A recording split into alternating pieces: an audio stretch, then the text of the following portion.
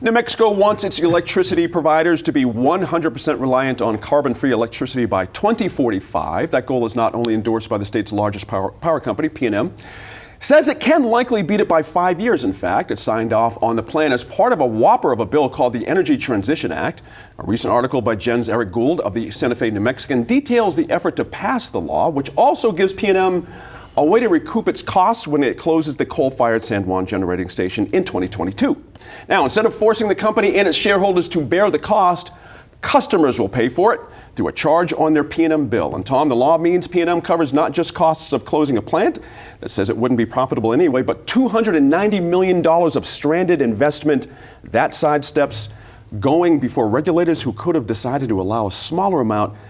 It's a masterstroke by PNM here. I mean, when you really step back and look at it, it kind of worked out pretty well for them. But how did you sense it when you saw this decision? Yeah, so the ETA, and by means of disclosure, we do work in the renewable energy industry. I did not have anything to do with the ETA legislation. Appreciate but when that. you look at the ETA, it's very understandable in three areas. Okay. You have clean, coal, and rolls. Okay, so the clean energy, it's a mandate for by 2045 that all utilities will be able to provide clean energy, meaning those that provide not coal. And so that's one aspect. The other aspect is it provides those monies that you were talking about, certain bonds for PNM to basically close down their participation in the coal plant up in the Four Corners area.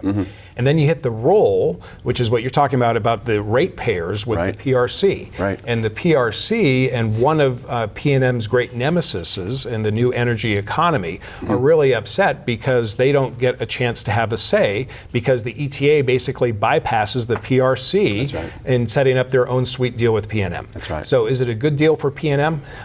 It would appear so. They seem to be in favor of it. I would say that it's probably a good deal for ratepayers, although that's where the new energy economy is coming in. Right. And they're saying that no, au contraire. Right. We don't want the ratepayers to take care of it. That's it right. should be the shareholders. That's right. And so that's where all this confusion is. That's right. That's the great cleave right there, right between them. Crystal, what was your read on this with PNM as well? So not only the fight between the PRC and the PNM, you know, it's a very obvious tactic that they're using, bringing it to the fight to the Supreme Court to continually block, and they're using every last opportunity to see, those that are not in support of the ETA. They're using every last opportunity to block the legislation. I think what's really interesting, though, about this fight to not stop using coal is the cultural significance that's behind it. You know, we talk about, our team had identified the article, "The Navajo Nation Doubling Down on Coal," and seeing that fight between, for lack of a better way of saying it, an old school Navajo mindset and a new school Navajo mindset, where the new school Navajo mindset saying, we have to take care of Mother Earth. This is obviously hurting our people because of the pollutants that are going into the air, and we can't disrespect Mother Earth no longer. And this is, this is the right thing to do to support ETA and the closure of the plant. But they say, or studies have shown that the dollars of closing the San Juan plant is greatly affecting the economy in the Navajo Nation, even with PNM putting information or deals and packages in their actual closing plan, where there's going to be economic development funding for the San Juan region. The Navajo people don't see it that way because you're genuinely changing the course of how they normally do things. That's right.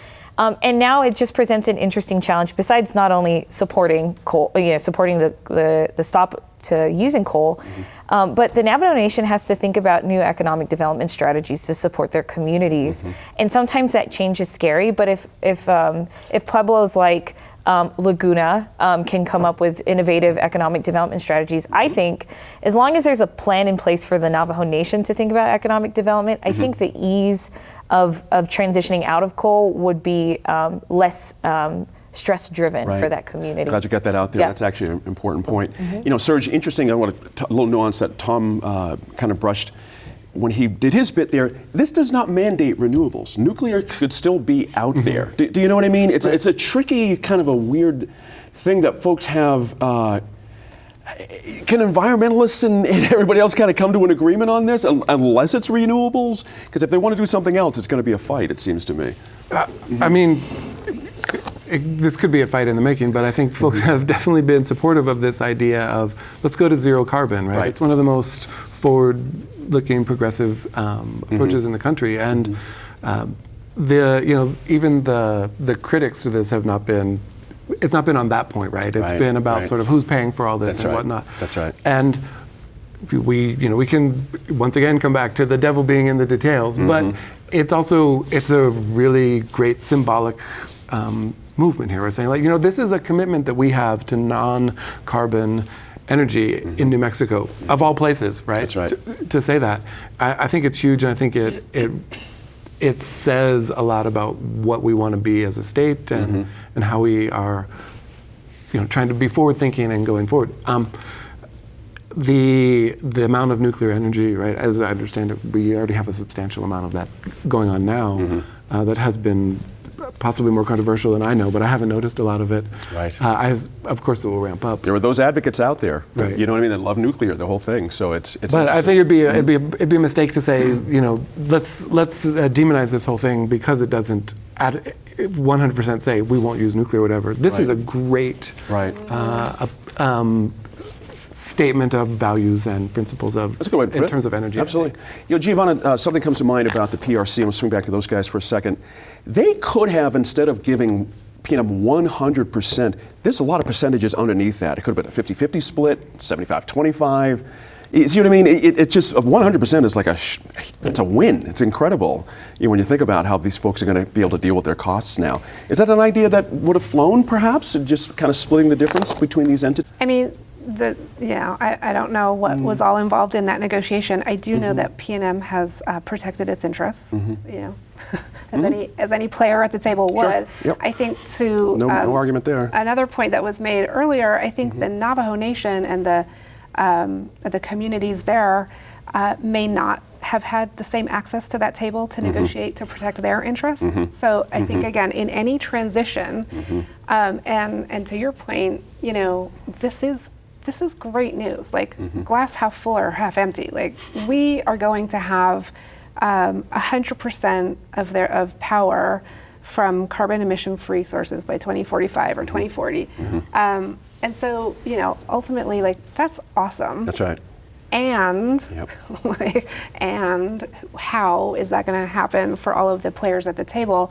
I had Pat Vincent-Klan on my show last year, and I interviewed her, the CEO of PNM, and she talked about this and how. Let the folks know the name of your show, by the way. Oh yeah, the Well Woman Show. Yeah. Where can they hear it? It's on KUNM 89.9 FM. It's on NPR One on the podcast app wonderful. as Good well. for you. Congratulations. Anywhere you listen to podcasts. Okay. But yeah, I interview women leaders about how they do what they do in the world, and Pat was really clearly excited about doing this, and really showing the leadership needed to make that deal happen. But again, they have a lot of power and a lot of highly paid people to advocate for their their interests. Yep. And I am interested in the environmental groups that are some are supporting the deal, right? Sierra Club is on board with PNM, and so they're clearly trying to move things forward. Yeah. I don't think that when you look at new energy economy, even though I don't speak for them, they speak for themselves. But when they love the idea of what the clean energy.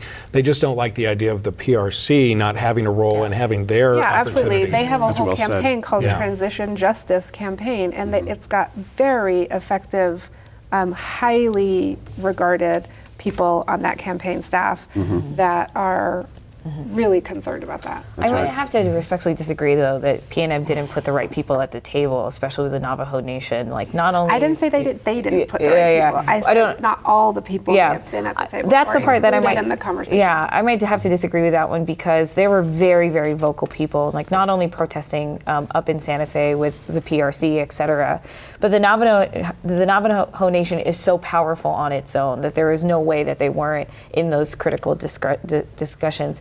I think it just goes back to cultural change. It's so difficult to change a culture that they're so used to their habits and ways. So that's something that business and commerce sometimes doesn't take into consideration. Well, what was And this is very talked about similar at to Walker Air Force Base closing in Roswell. Oh, okay. When you look at the San Juan generating station really changing and dropping out, is very similar to what the circumstances were that Roswell faced. And so it's an opportunity for the farming of Four Corners community to jump in Right. and decide what their economic future is. That's right. Good point there. And Giovanni. when we talk about Navajo Nation, we're not talking about one voice, right? We're talking like, it was very clear in some of the articles that we read preparing for this, the Navajo Nation government is very different in terms of decision making from the Navajo Energy Company. So, Yeah. So I think in terms of missing from the table or missing from some of the discussion and ways that this could be even better is, this does, the securitization of this will result in some costs being passed on to ratepayers. Other states that have done this, and I think we could do better at this, finding more sources of money for low-income ratepayers, right? Folks who are going to be especially, who might be especially hard hit from this, and that's win-win as far as I'm concerned. That's a good final thought there. It gets interesting because that kind of broadens it out in an interesting way there. We'll be back with this group in a few minutes to talk about military construction projects at New Mexico bases that are now on hold while the president builds a border wall.